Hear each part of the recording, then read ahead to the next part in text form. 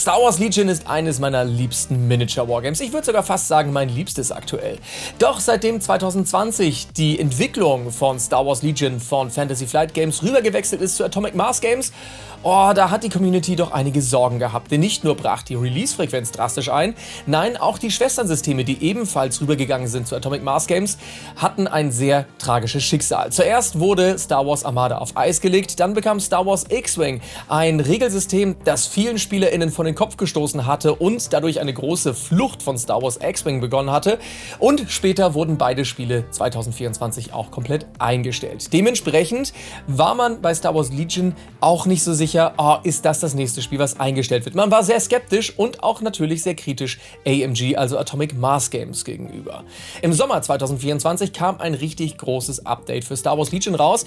Was allerdings gewundert hat, war, dass das nicht mit einer Box kam, sondern einfach nur ein paar PDFs. Und obwohl das Spiel so viel umgekrempelt wurde, dass man eigentlich von einer neuen Edition sprechen konnte, aber dennoch gab es das irgendwie nur als PDF. War jetzt nicht unbedingt so, dass man das Gefühl hatte, wir sind in trockenen Tüchern, und die Community meiner Wenigkeit ebenso, war dann doch relativ skeptisch und immer noch unsicher, weil man auch teilweise das Gefühl hat, dass Atomic Mass Games ihre eigenen Spielkreationen, die sie selbst entwickelt haben, sprich Star Wars Shatterpoint und Marvel Crisis Protocol, eher den Vorrang hatten. Nun, jetzt sind nur noch Crisis Protocol, Shatterpoint und Star Wars Legion über, und ich hatte Ende 2024 die Möglichkeit, mit Will Shick zu reden. Will Shick ist der Vice President of Creative Development and Strategy bei Atomic Mass Games, und wir haben über Star Wars Legion geredet, und ich habe ihn einige Fragen gestellt, die mir sehr auf dem Herzen lagen. Das folgende Video wird euch präsentiert von pkpro.de. Hallo Will, schön, dass du da bist. Hi, so my name is Will Shick. I'm the VP of Creative Development and Strategy for Atomic Mass Games, which is a fancy way of saying that effectively I oversee all of the creative product development for Atomic Mass. That means that I oversee the game development, the concepting, the product scheduling, the art, the sculpting, all of that stuff. So I work with all of those amazing teams and their talented people to create games like Star Wars Legion, Star Wars Shatterpoint, Marvel Crisis Protocol. And so that's effectively my role, is I kind of provide a singular vision and maintain and make sure that everyone maintains and stays on that track. Wie ist das eigentlich, ein Spiel von einem anderen Entwickler zu übernehmen, der vielleicht eine ganz andere Spielphilosophie als man selber hat? It's always, how are we going to make the best replication of whatever the IP is that we're working on? And we start with theme first, and then we go from there. From once we've decided what the theme is and what are the key aspects of the character that need to be represented, we then say, okay, how do we reflect these in game rules? And when it comes to something like a Star Wars Legion, which we didn't start initially, a big thing was learning the processes and how the developers at Fantasy Flight thought about that stuff. Like, how was their take? Because obviously it's a very subjective thing to say, okay, Anakin Skywalker does a lot of force jumping, right? Jedi's force jump. Well, how are you going to reflect that ability in a game? There's about a million ways to do it, right? And so a big thing was learning how they took theme and then distilled it into rules. And then, of course, you have to learn how the core rules are built, what functions where, how the interactions work, what the language is. Language is a really big one. But the technical use of words in game language is so important. The thing that we pulled our hair out the most about, because we stumbled over it all the time, was within, at, and those definitions, because they were different. They're different in the way that we write rules. They're different in the way that team wrote rules. They're different in the way that, other people write rules. And then there's the English definition, or, the common definition of these words. And sometimes game rules and the common definitions match, and sometimes they do not. Our core mantra for everything that we did was, how do we make the best Legion we possibly can? There's a siren song that's very dangerous in, I think, any kind of game development or design, and especially when a new team comes in, when a new creative team comes in. You see this in comics a lot. I mean, I think you also see it somewhat with long-standing generational IPs that get new creative teams. But the danger is that you come in and you say, okay, I'm going to make the best thing I can, right? You look at it from I'm going to make the best movie I possibly can. I'm going to make the best comic that I possibly can. I'm going to make the best game I possibly can. That's a mistake, because what you should be telling yourself, or what you should be setting the goals for, as we established internally, was how do you make the best version of the thing you're working on? How do we make the best Legion? Im Sommer 2024 erschien ein riesiges Update für Star Wars Legion. Es wurden wirklich viele Sachen umgekrempelt, wie zum Beispiel das Punktesystem, aber auch wie das Deckungssystem funktioniert. Normalerweise würde man solch starke Veränderungen doch eigentlich in eine große Box mit einem großen Release packen und als neue Edition ankündigen. Das passierte tatsächlich nicht. Es wurde einfach nur eine PDF rausgehauen und wir warten immer noch auf eine Art neue Edition. Warum wurden diese Art von Änderungen nicht als eine neue Edition angekündigt? Denn neue Editionen können ja oft verkaufsfördernd wirken. So, to give you a bit of an example of why we don't really consider this a new edition, or why we've avoided using the edition terminology, is that traditionally, edition changes in tabletop miniatures games have meant that a number of products that currently existed are now invalidated, right? If you think about all the different editions from Games Workshop, or other games that have had edition changes or been around long enough to have edition changes, Infinity's going to N5 here shortly. Every edition change fundamentally kind of has an impact on a player's collection by either removing things from the game or fundamentally changing things in a way that the game is no longer the same.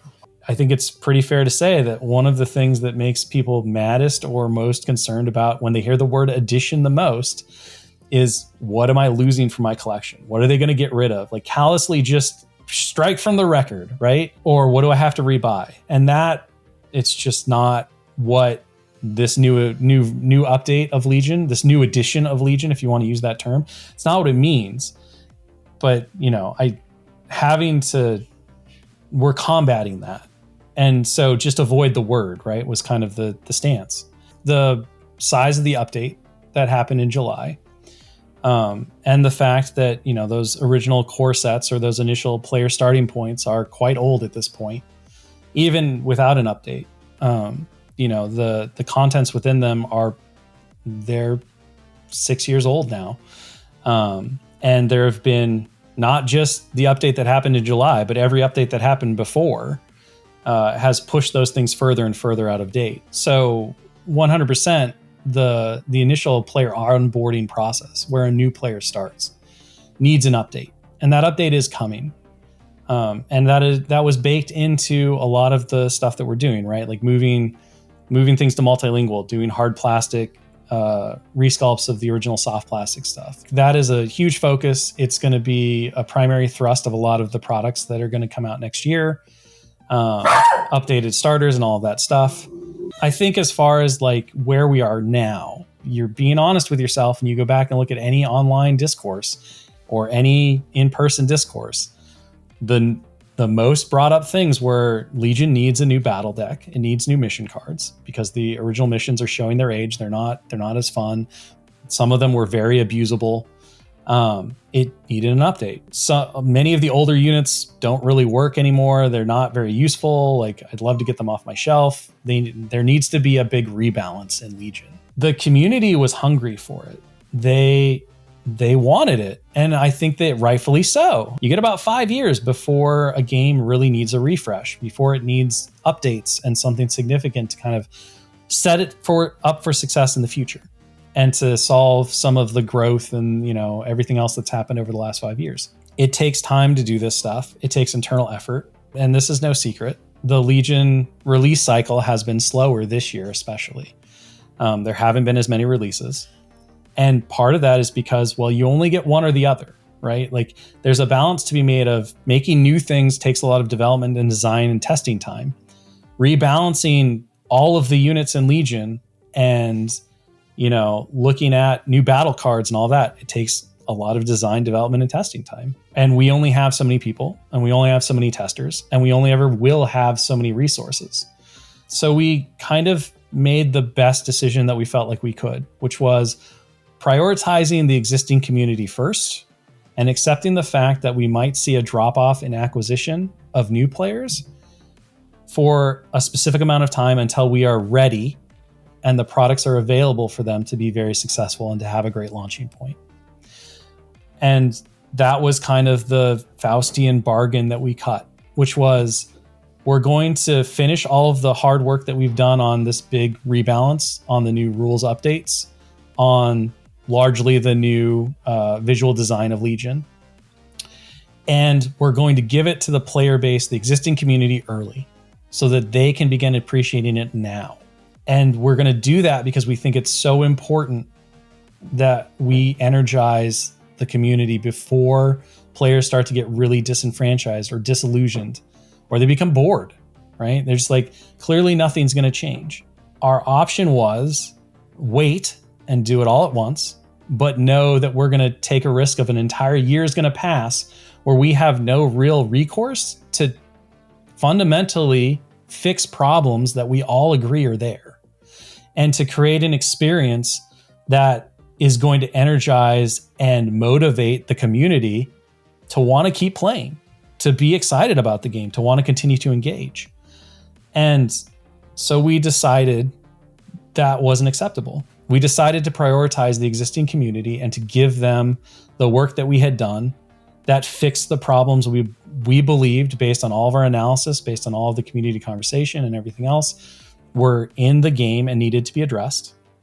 And in doing so, the trade-off was, yes, it will be difficult for new players to jump into the game for about 12 months because there are a lot of changes. Our stance right now and our kind of like statements to the world are, we are very much engaged in the existing community. I think, small measured growth is awesome, and I hope that continues to happen. Like, players come to the game, but it's not in mass, right? We're not at a point where we're trying to double the size of the community. We're going to get there. That's going to happen next year, right? Next year, we're going to be like, we want every store to be bursting at the seams in Legion players. But we know we don't have the resources for that. Zu guter Letzt muss ich noch was Persönliches fragen. Was ist deine Lieblings-Star Wars Legion-Einheit und warum sind es Stormtrooper? Oh, well, I mean, the Stormtroopers are iconic, right? Like, to be fair, you can't not see a Stormtrooper and not know it's Star Wars. I think Stormtroopers and lightsabers are the two things that really, they define Star Wars. I do have a pretty big soft spot for Stormtroopers, and it does really irritate me with how they've become kind of clumsy knuckleheads in modern Star Wars lore, and I feel like that's very unfair to them.